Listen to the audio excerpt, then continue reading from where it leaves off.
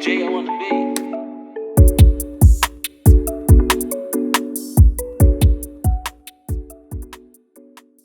What's up, everybody? I'm James. I'm Marcellus. And this is a Kickback. Yes, sir.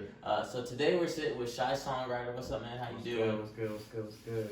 So before we get into it, you know how we do. We're gonna set the vibe, and of course that comes from our partner. ItsTheWhittleThings on Instagram. Is Whitney. She does a lot. She does marijuana reviews, but she also posts a lot of positivity quotes. And then she gets super vulnerable and personable, just relaying messages of lessons that she has learned over life to her son, and just reflecting a lot. So it's super dope content. So if you ever need like a positive boost or anything, make sure you check out ItsTheWhittleThings on Instagram. And she's also on Facebook at ItsTheWhittleThings as well. But go ahead and set the vibe for me, Marcellus. I got you. She says, if you aspire to be anything, be the realest woman in the room. That's it. That's it. That's it. Because real recognize real. Oh, God. You know what I'm saying? Yeah. Like, I think that's why we click so easily, so fast. Like, we just know who we are as ourselves. So there's no miscommunication Yeah. between one another. And we know how each other moves. Like, it's never going to be on no fake shit or trying to throw each other under the bus type shit or go behind each other's back. Yeah. So with that said, let's jump into it. Like I said, we're welcoming CHISongwriter. We actually just did a music workshop with him. We partnered with him for him because he's the most experienced with it. So what's up, man? That was last night. So how are you feeling after last night? I'm excited to see how the songs come out once Paul gets to touch them and kind of really mix them down. I think we have some good songs. It's just fun experiencing new artists. The art of collaboration is amazing, honestly. Yeah. Right. I have a question though. What's up? Have you slept yet? Have you like got He's like, cause y'all did kick Dude, I was up like the sun was out. Man, I enjoy partying. But I mean, I've been getting, these last few days have been kind of up and down just because we've been having these studio sessions and I've just been working really a lot. Right. More than anything. And then, but when I was in LA, and I mean, I honestly probably slept like 8 to 10 hours every day. And so it was actually surprising for me to be in another city, but we're out there to work. So it was kind of easier to actually get sleep. Right. That's what's up. I'm just saying, man, I'm just tired. But I will say this, it was all work until that last track, and that's when we were like, all right, you can go in there and knock it out. So it was definitely work before play, but it was definitely dope because everybody kind of transitioned once the song was finished. It was like a little celebration, like we finally did this shit. Oh yeah. So it was super dope. It was a strong 8+ hours. Yeah. So it wasn't like we pretty much started about 4, kind of just getting things together, kind of explaining how it was gonna go, and then I mean before you knew it, it was 1 a.m. Yeah. You know what I mean? And I think that the process was new for everyone. So doing it again, I can already see us getting. We basically got 3 songs either started or finished in a sense, and I think that next time, if it's the same group and just a couple newer people, so you'll have the veterans and new people, it'll move faster and we'll do more songs because everyone will know the process. 100%. Yeah. I feel a lot. So I appreciate you speaking on that. So let's get into you. So who is CHISongwriter? Like, what do people know? CHISongwriter is a recording artist, poet, actor, marketing consultant, brand consultant, event planner, rapper, songwriter. I mean, you just keep going down the list. So I do it a little bit of it all. I'm Marcellus James. I wear a lot of hats. Someone called me. What did he call me? The Swiss Army knife of the music industry. And you know Jake. Yeah. Jake Dunaway? Yeah. He's the one who called me that, and I was like, oh, that's he. Yeah. That's what's up. I used to have one of those. So it's like, you could just do everything. Yeah.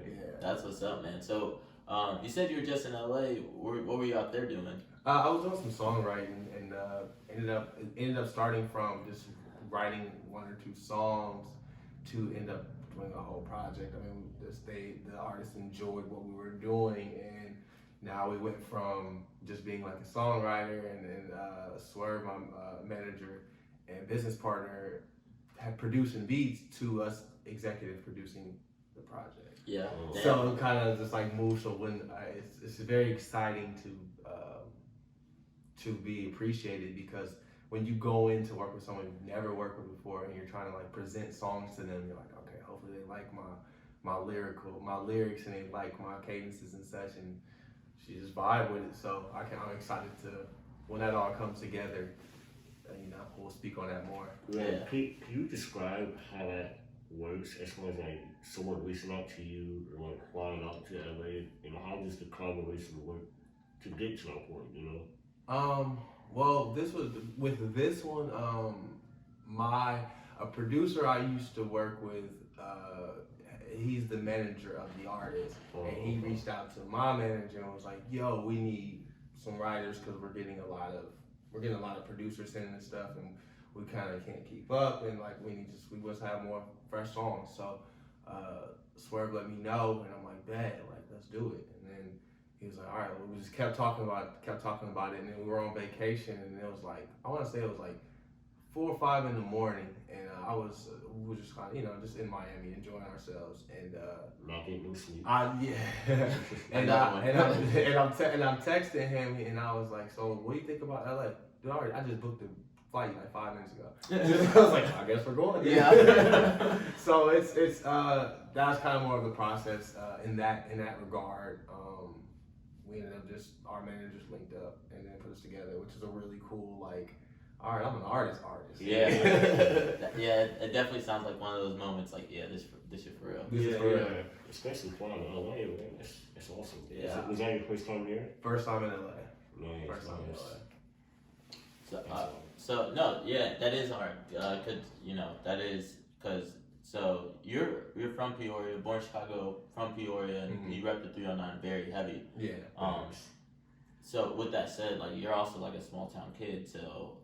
Like shit is possible, but it's the work. I think a lot of people always don't think about the work. They see the pictures, but like, how long was your session with them? So we were there for 5 days, and we kind of had a couple just writing sessions.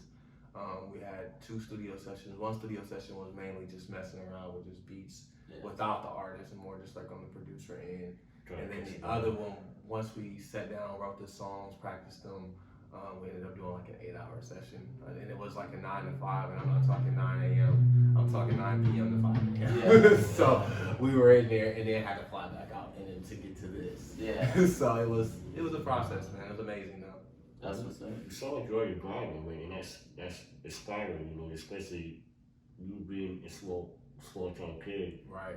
We saw the others, like I'm sure we told people yesterday, like, hey, keep grinding, you can get to where I am and even more, you know? Yeah, it's a grind, man. It's just really about the focus. Like you gotta really focus and be a student. Cause I mean, I was having a conversation about this the other day. You know, I have a degree, cool, dope. But like once you get the degree, the learning doesn't stop. Yeah. Like, and what's sad, and I don't even want to like say it's sad, but what's crazy about it is like you go to school for your 4 years or your 8 years or whatever. Everything you learn, now you're in the world, it's irrelevant because the world changes so fast. Yeah. So now everything you learn from your freshman year is not even necessarily relevant depending on what industry you're in. Yeah. So now you're going in, you're relearning whatever job it is, you're relearning the industry, and then it's changing, ever changing. And then we're talking about the music industry. That changes daily. Yeah. You never know what's going to be hot next. Yeah, especially when like trends goes up and down. The trends are the music industry is a very trendy industry. Yeah, that's what it is. 100%. So you're very heavy in music, but you also said you act. Have you been in anything like people might have seen you? I've been not necessarily like being full on speaking roles. I've just gotten to kind of do some background work on like Empire, Chicago PD, Chicago Med, shows like that. Yeah, nothing, but it's I really was that for that. I enjoyed the experience. I think the best thing about it was really being able to be on a big set and see how they move. Yeah. And then kind of taking those terms and understanding the jargon and taking that back to smaller short film sets or indie sets. Yeah. And kind of, so when I am doing my speaking roles, I'm just more kind of being a student once again. Right. And networking because you really don't know. Like, you might meet someone who's being an extra and they're a director themselves, or you meet someone who's a PA on set and they're an aspiring script writer and they got a script ready and looking for actors. You just really don't know. So you really have to, I want to say, basically appreciate the people around, and like don't really just like don't turn a nose up to them. Yeah. In a sense, especially when you're in a room full of people who are inspiring to do something. Yeah. Can you speak on how important networking really is, though? Because I feel like that's like the biggest thing in this industry. Is like networking. Yeah, it's something I think people really take for granted. Yeah. They take it for granted. I think. Well, I would honestly say networking is key to life. I wouldn't even like box it in, because the more people you know and the better relationships you build, the further you can get in life. I think that, you know, coming from, you know, we probably all come from pretty humble beginnings. Maybe not necessarily poor, but like we probably didn't go, you know, not hungry, never like I don't have to worry about my next meal, but also my mom was out driving a Mercedes Benz. You know what I'm saying? Now, so for those people who are blessed to have those parents who do that off top. Okay, I'm gonna go to college, but I already have someone who will hire you when you're done. Yeah. I just want you to go to school. Yeah. But matter of fact, you know what? I own a business already. You have a job at 16. Yeah. You know, but that's like kind of the American dream. You know, that's the American dream though. Like really, you want to set yourself up to be successful, and then you pass it on to your kids, and then you keep creating that generational wealth. And that's a goal of mine. I don't have kids yet, but I have 19 nieces and nephews. Yeah. And all my siblings are doing what they're doing for their kids, and I also want to be part of that, because I just, family is a big thing. Absolutely. We was just talking about that off camera, trying to create generational wealth. Yeah. So I agree with that 100%. Yeah, and I think how you said people just don't turn their nose up to them. I think just after last night, because I mean, you know what it was. You were in on every details. Like, I invited 30 people, but 8 showed up. Yeah. And I woke up to 22 messages saying, "Man, I should have came." So it's like, it's lose. Yeah. So, but like, you took the opportunity for granted, because what if we don't have that again? You missed out because everybody left with something. Yeah. I woke up to thank yous. I woke up to, so it's like same. So it's dope, and again, I appreciate you doing that for these guys, because you guys came in and I like ran to the store and I came back and you had the first track done. I was like, damn, didn't y'all just fucking get here? I was appreciative to the work ethic, because I work fast. I've been blessed to be around other artists who work fast, and I don't even want to say it's just like fast quality work. Yeah. You know what I mean? People who are just like, I'm ready. Like, I got a friend. I got at least 2 or 3 friends who probably have 500-600 songs. Yeah. But they record themselves, so they got the chance to go and just hop in, and just create. Yeah. And also, that's people are knocking out 2-3 songs a day sometimes, just because like they just got something to say. That don't mean every song's hot. Yeah, but they do. But they have the work ethic to kind of create, and then so getting in a room with new people and just kind of like filling out the vibe. As soon as the beat started playing, they were ready. So I was like, all right, and I like what you're doing there. Let's work on that. There's something there. I definitely noticed that about you yesterday when I came in. Like, you was definitely like offering yourself to the other kids. Yeah. Being in the corners, I wonder, hey, let's try this word or let's try that word. Mm-hmm. So I definitely respected you for because you could have been like, my brother's ready. What are y'all doing? Like, you could have did that, but you did it. And I don't think anyone really did that at all. So that was super dope as well. Yeah. So I guess to go on from music and acting, you also do consulting. How does the consulting business work for you?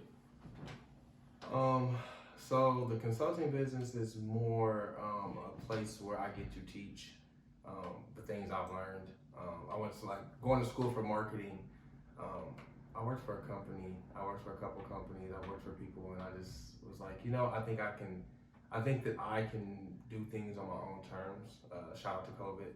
And I don't have a job, so I need to figure it out. Yeah. So that's where it even started, and so basically I get an opportunity to help with artists, businesses, brands figure out how to not only make their brand, create brand loyalty, brand awareness, etc. I also get to help them with learning how to promote what they're putting out and how to find their audience and figure out who their audience is.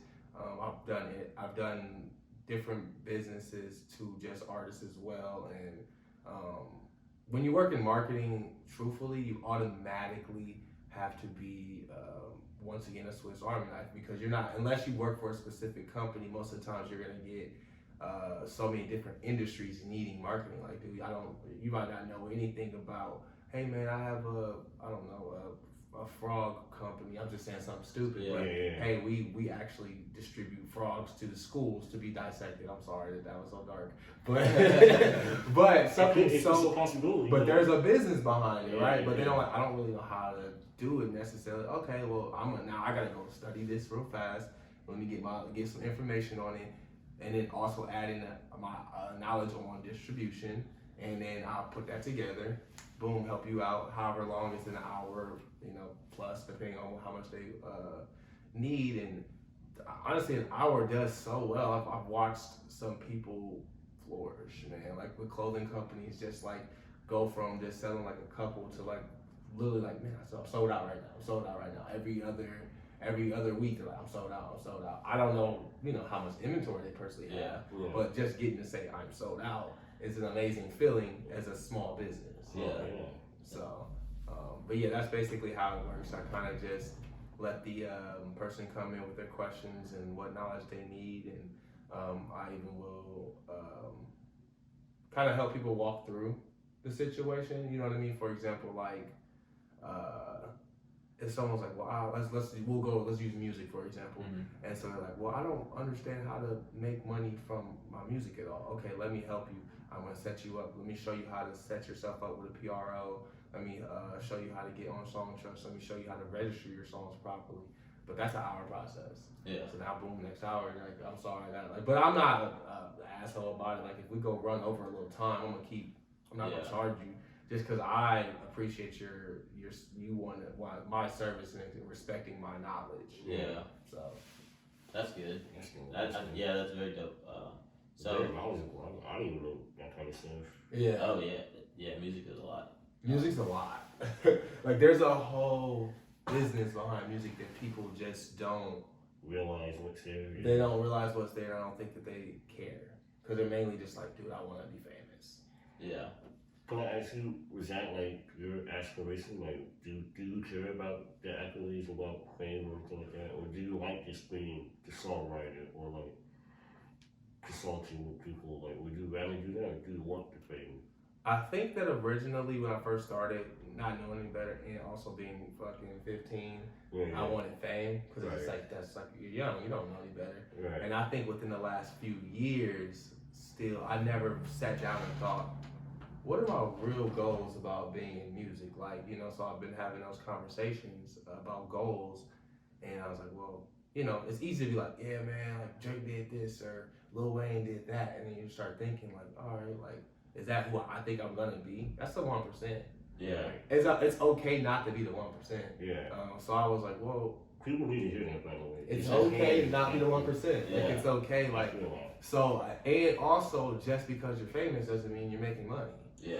Especially in this day and age where people are just getting millions of followers, and that's like because they're funny or whatever, but they're not making any money, which is whatever. But also, we live in a capitalist society, so like, those people who are like, oh, fuck money, but shut up. Yeah. We have to have it. Like, I'm not saying you have to go out there and be Mr. Rich Man or whatever, but like, you have to eat. Yeah. So I actually do enjoy the process of learning how to monetize what I'm doing. The fame, if it comes, cool, whatever. But I think that what I'm learning is the best celebrities are the celebrities who are known by the celebrities, not by the public. So you look at someone all those people who are songwriters in the industry, you don't know blah blah blah, you don't know blah blah blah. You think about somebody we'll use somebody almost like a Quincy Jones, right? Like, Quincy Jones is not, from what I understand, he is not an artist at all, but he knows how to put plays together and he knows how to executive produce things. Yeah. Hey, this sounds better. Here's, you should have this person in there. Blah blah blah. Makes a Even living off of it. Diddy. Yeah, Diddy didn't either. Like, he wasn't the greatest rapper, but like he knew how to put things together. So he still had himself out there as a celebrity, and we're mentioning people that people know, but there are those people who you just like, what? Only the artists know them. Yeah. Only the celebrities know them. Like that? Yeah. So let's bring up Drake's ghostwriter. He's a Courtney Road. Yeah. Let's name drop him. Like he wrote songs for other people too. Yeah. And then is he still around? Or like, is he? He tries to be. His music wasn't. You should have just stayed. You know, personally, you should have just stayed in your bag and got that. Like, but I feel like he was like, well, I want some attention. Yeah. And I think that kind of got over on him. Or I don't know exactly even sparked that. Or that's the Meek Mill beef. And he called him out, and then he didn't help his situation because I would have shut the fuck up and got that bag from writing for Drake. Yeah, and get some people custom. Because that's a like you said. I feel like it's better to be known by the celebrities than it is to be known by the public. Yeah. Because they're the ones that are like, oh man, this bro wrote this shit for me. You should hit him up to work. Yeah.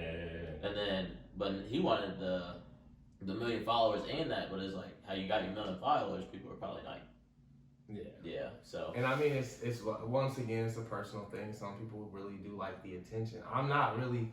I think the only time I personally enjoy attention is when I'm performing. That's it. Yeah. And that's like the number one, my most favorite thing about being an artist is the performance. You know, like that. But like, perform, that's the part that I think that if I was to never create my own music again and just create for others, I would miss. I'd probably be really sad about that. Yeah. I really enjoy the performance half. But if I can perform and, you know, do small shows the rest of my life and still make money from all the other things I'm doing within the music industry, I'll be happy. Yeah. You know what I mean? It's like, because at the end of the day, hey, maybe my songs aren't for everybody. Hey, maybe my songs aren't gonna ever be the ones that's doing millions of plays. Okay, well guess what? I got $1 million from what I do. Yeah. You know what I mean? I figured out how to play with it. I hear that. Yeah. Understanding licensing, like sync licensing, and getting your stuff out there and getting it in films, like. Because you also make jingles too. Yeah, So I make the jingles. I've been working on jingles, and so that's ad money right there. And then every time it's played, check. Is there big money in that? Because I feel like there is based on like what? Oh my god! Yeah. If you get the right deal, I mean, just imagine having your jingle play at the Super Bowl, right? Yeah. Now I don't know that whole process because I believe that you know, they have to obviously pay to be on. They pay for the advertisements and stuff like that. And so, like, I don't know exactly how those numbers always come out. Yeah. But on a basic deal, as long as you got everything registered properly, you're going to receive your royalties from every time it's played.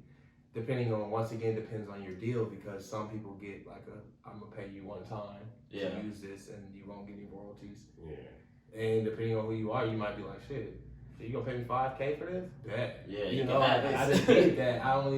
But then what sucks is you like, man, I just got paid $5K, and now this is on a Pepsi commercial, and like now Pepsi is one of the biggest companies. Yeah. Like, and this is now played from 1982 all the way to 2021, and now guess what?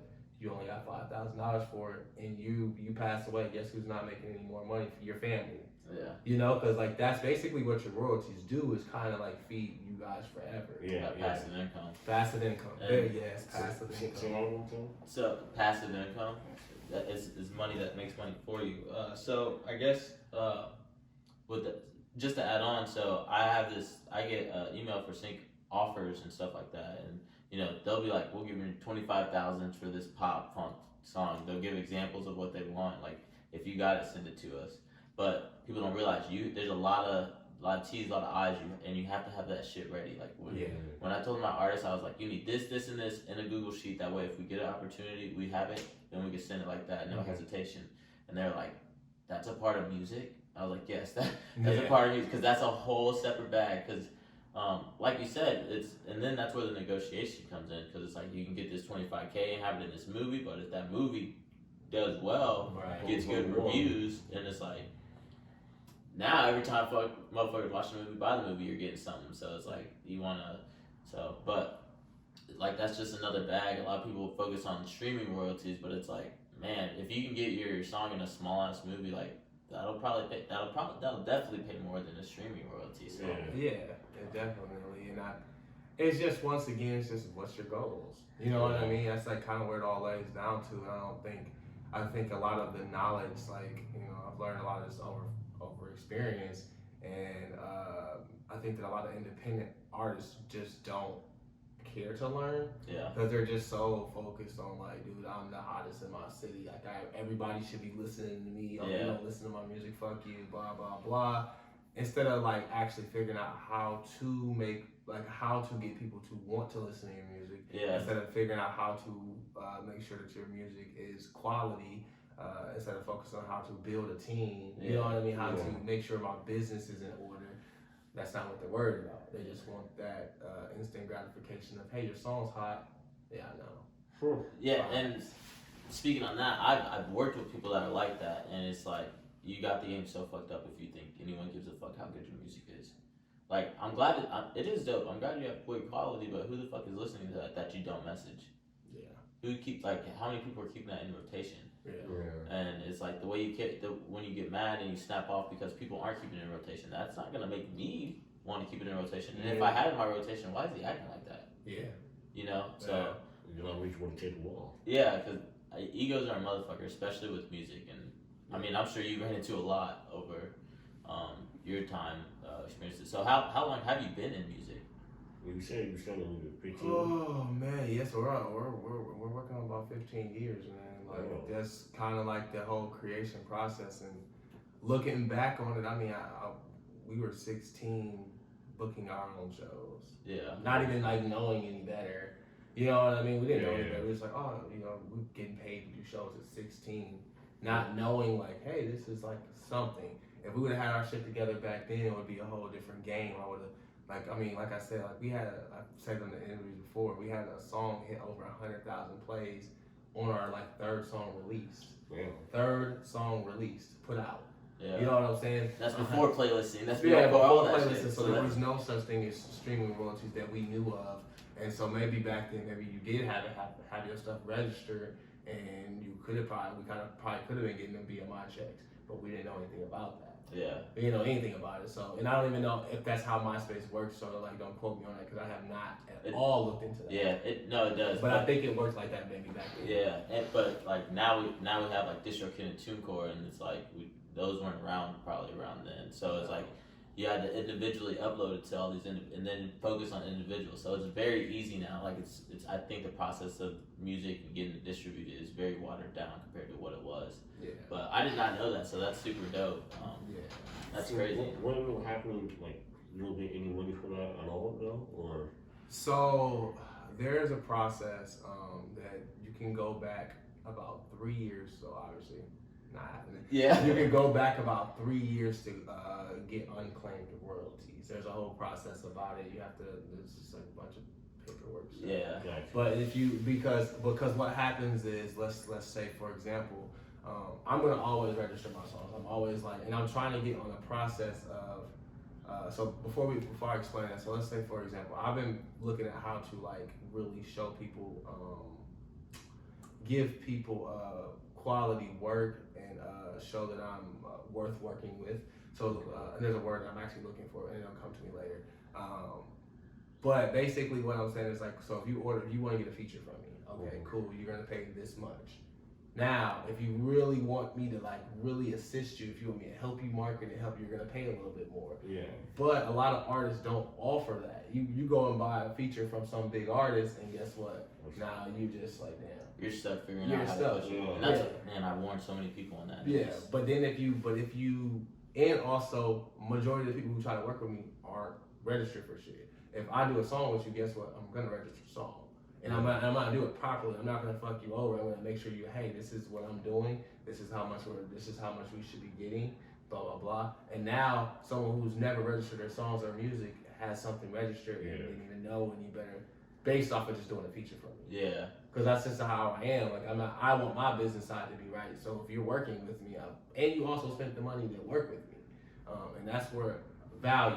That's the word I was looking for. I like to create value because I think that, you might be like, oh yeah, like dude, he gets 10,000 streams, that's not shit. I'm not paying him for a song. Okay, but do you know what all else comes with that 10,000? Like that 10,000 streams, you're gonna get to tap into my audience. You're getting conversation and experience from somebody, especially. And I'm not gonna just like, I'm gonna make sure the song's hot, like, and I'm actually trying to like be in person and make the song too. So there's levels to it, you know. Like I said, there's just levels. It sounds like it. But but I'm also like trying to, you know, the ones who are serious are gonna spend the money, and the ones who are serious are gonna get the value. Yeah, it is what it is. Right. Yeah. And that's why I told that was the big selling point for this, and I was like, you're gonna get a lot from this. Like one kid didn't even have a distributor, and I was like, he's like, well, I'm not old enough to get a debit card. I was like, this is how you're gonna finesse the system. But it's like he probably would have still just been dropping on YouTube, and he's not even on SoundCloud, so he probably would have just been dropping on YouTube, not getting paid. Right, and you can get a little back from YouTube if you monetize your song, but then you also think they get reach like a certain amount of views for something. Yeah, there's watch hours and a certain amount of views you have to get before you can monetize, but it's like once you get there, you want to be able to, but also like if you have a distributor, you can claim copyright and automatically run ads on it right away and get paid like that. And you would have been, you can make it from day one. No matter what your situation is. Yeah. So that's, it is what it is. I guess that's just the biggest thing that I've been kind of pushing over this past year. Is kind of like I did like an introspect and just thought about like, man, like how can I help? And then I also thought like I've always been called like selfish, like, and I think I'm like just as a human, just from friends, family, I really have always been called that. And I started thinking, I was like, am I really selfish? And then I started like breaking down, like, I focus on myself a lot. Yeah. But while I'm focusing on myself, dude, I do shows for 2 years helping artists who never stepped on stage. Just like you're doing, never stepped on stage. Guess what else was happening? I had to help them learn how to perform properly. Yeah. Do things. I didn't have to do that. I was only needed to be there. But guess what? I like to make sure that everything looks good. If I can help with that. If my name's attached to it. If my name's attached to it, it has to look good. Yeah. One.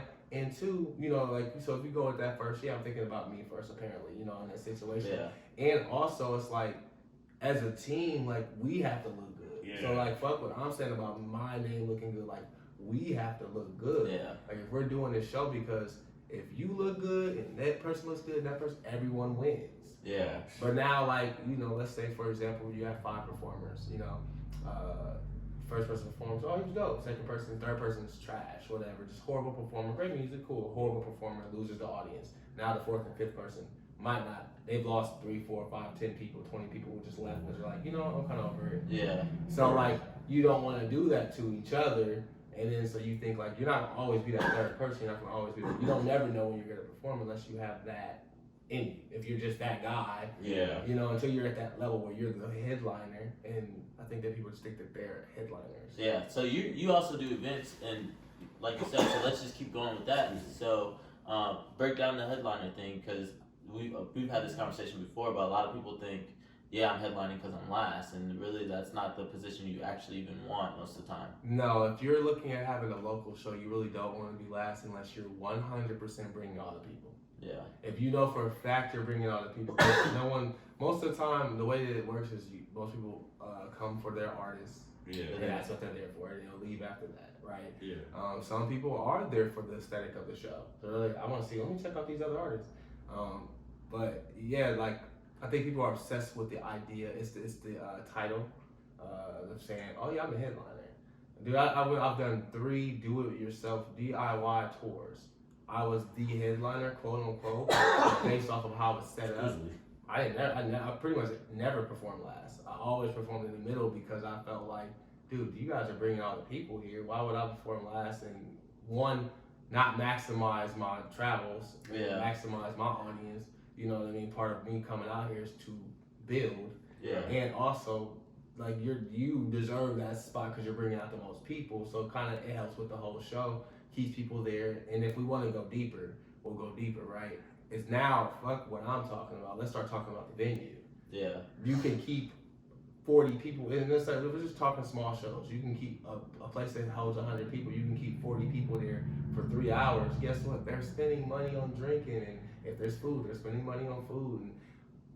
But people don't think about that. Yeah. The promoters don't even think about that. Alright. I think there's a lot of trash Not promoters. me. I think about that. I believe that. Yeah, I believe in you. I believe that you definitely do. You think a lot deeper than most promoters. Yeah. But most definitely. yeah, I can respect that. I think that I also think that comes from.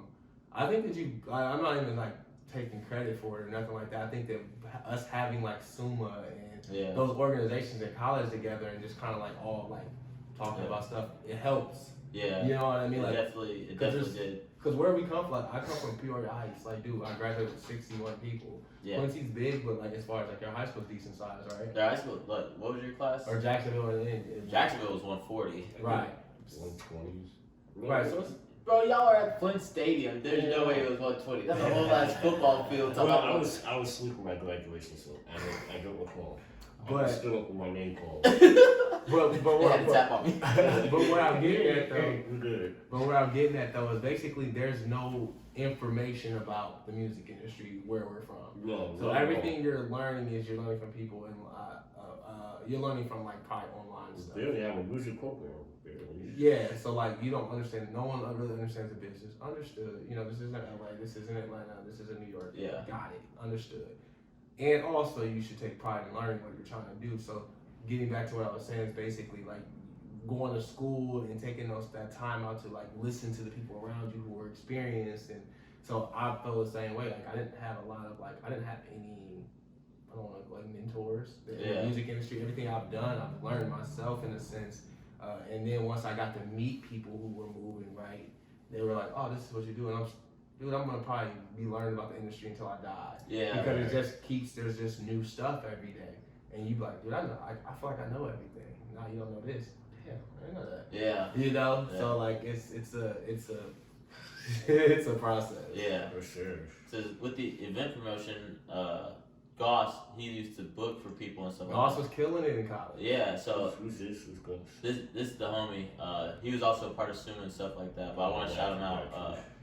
He's big on marketing. He builds marketing campaigns. So if you're a small business or anything, like tap in with bro. Like I'll include that in there. But like it's super dope what he does as well as shy stuff. I'll put that in the bio as well.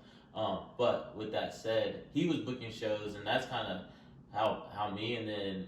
But I noticed the things that he wasn't paying attention to. Like he would book a show, but he's more worried about how the ticket sales do. When I book a show here, I want to know how the bar did. I want to know what we did at the door. Like I want to know retention. I want to know who stayed for whose set and who came for who, but who stuck around for everyone else. Because those are the people I'm about to go talk to. Because those are the people that be like, oh, I'm having a show. You should come. And it's like, oh, you're having a show. Yeah.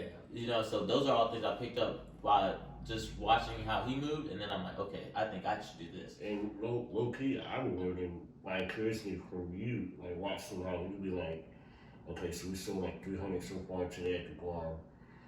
We got 2 hours left, so we probably gonna spend another 200. Yeah. So like, I'd be like, Nigga, you really worried about this? you just don't want to enjoy the event. Damn, now you got me second guessing, you know? Like, am I supposed to be working right now? But it's the situation here is like it's like business to business basically. It's business to business selling, and if you're not technically the venue's your client, or vice versa. So if that venue's not happy with what you're doing, guess what? Now you don't have that venue anymore. Yeah. If you're making the venue money and there's no problems, like they're gonna be like, dude, okay, we may not have we didn't sell out, but guess what? We made good money at the bar, and it was a good event. And hey, we can keep doing these. And now you end up building a community around it, and boom, welcome to Quincy, the home of the shows over here in the 217. Yeah. You know what I'm saying? It's like That's cool. I'm sorry, talking shit. No, I thought it was though. You're right. But yeah, so it's a lot to that, and you have a lot under your belt. It's the accolades, like I'm sure we could probably spend another hour talking about just who you've opened for, who you've worked with, and stuff like that. But we don't have to get into that. But I do want to say, like, congrats on your success so far. And like I tell you this all the time, but there's so much more in store for you. I truly believe that, and I'm happy to be here along for the ride and just getting to witness that. Just meeting you in college was huge. But with that said, we can just kind of wrap this up. If you want to just drop socials on how people can support you or where they can check out. Hey, let them know that we can like we have coming up too. Yeah, if you do have. Yeah, I was gonna get into that, but I already knew. Dude, I'm probably working on about 15 projects. I was literally thinking about it the other day. I like look in my phone and like see. I think there's about 6 artists that I'm working with right now, executive producing their projects. Oh shit. I have 3 roles on a feature film, so I'll be acting. I'm a music supervisor and assistant director. Damn. I have music supervisor and director. I'm working on a poetry book, like a new poetry book. I have one of my older poetry books. I'm working on dropping an audio version of it with like dope. Oh my god! Like we were listening to it, and it literally sounds like why did you go so hard on these poems? And it's just like the poems are cool, but the producers just came in there and threw these sounds behind it. It's like this is a lit ass poetry book. Turn it up a notch. Yeah, it turns up a notch. It's really cool. So there's that, and then just with my clothing lines, just kind of I got 3 brands. You know what I'm saying? Like, I'm kind of just building around and just doing different things for my consulting, and I don't really have a lot of acting stuff coming up besides this feature film.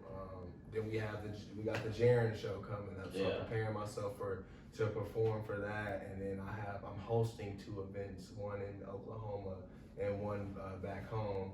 And so like I'm just on the road, just working honestly, and it's just I'm probably still missing 2 or 3 more projects I'm not thinking of. Right, this is just off the top, and off the top. That's like but it's honestly, dude, blessed. Yeah. Because you do this is all full time, so it's like this is what I do.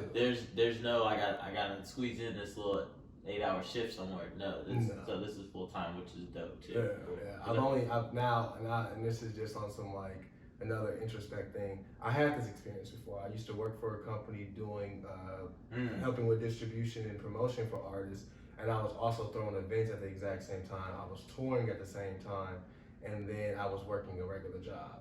So I was doing like 4 different things. It was just all kind of like set up. I was working like, dude, I think there was like one time where I worked 30 straight days, no break, no days off. You know what I mean? Like events are kind of like days off because once you're done with the stressing of it, you can kind of like enjoy some beers and kick it with your friends and shit like that. Speak for yourself.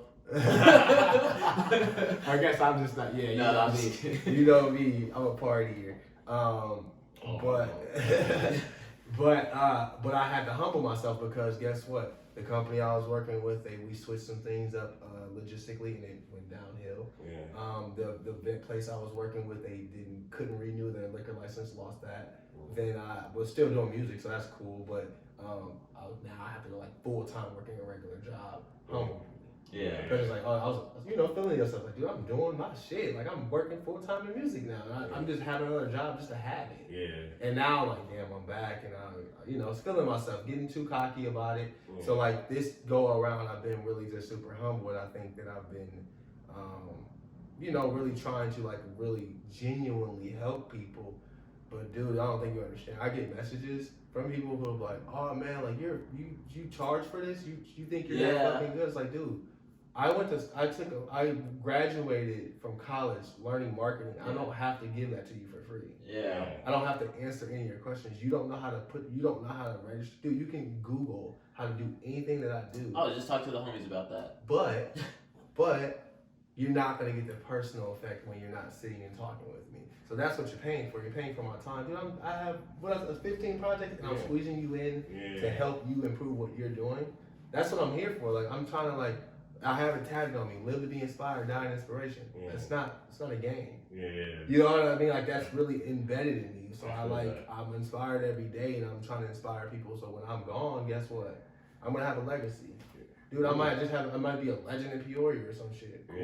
Or I might be a legend just a legend to 2 people. It don't really matter. But when at the end of the day, they're gonna be like, dude, he really inspired me to be better. There's people who do what they do now because of me. It kind of sucks because it's like the ego gets mad. You're like, oh, now you rap. Oh, now you songwriter. Now you're a marketing consultant. Now you're just like, damn, like this is people want to fucking copy me. But I'm like, dude, that's what you said you wanted to be. You wanted to be the person inspiring people, so don't take it as that. As long as they're respecting it. You know what I mean? Because the industry's cut in general. People will be like, oh yeah, I have a brand new soda. Oh, you make soda? I'm gonna make a better soda. It's like, damn, can I just have my Sean? So that's kind of how it works. But you just like, it is what it is. It is what it is. But so we can probably talk about all that stuff all day. But I definitely appreciate y'all. And going to the socials, you can just literally search Shy Songwriter on all social media. Basically, you do the same thing on streaming. You can go to CHISongwriter.com, CHISongwriter.com. You can see all the films that I've been in. You can see, you can listen to the music. You can check out the poetry. What else is on there? What else is on there? You have reviews on your consultations. Yeah, I have reviews and stuff. So if you want to really understand like how my events are, or understand how my clothing is, or if you want to understand how my consulting goes, I have reviews on all of that stuff. So we from some genuine people who have worked with me and can say like, this was worth it. So yeah, that's awesome, man. That's fucking sick. And it's like I said, overall, man, it's really cool to get a chance to help people succeed. Cause dude, like, why be at the top by yourself? That's just that's lonely. It's lonely at the top if you ain't bringing nobody with you. Yeah. And also, I'm not gonna hold your hand. Yeah. One of my favorite sayings is if you want to go fast, go alone. But if you want to go farther, go together. Oh, heat. Yeah. So. That's heat. But yeah. So I guess we'll wrap this up. I'm James. I'm Marcellus. And this was a Kickback. Yes, sir. Peace.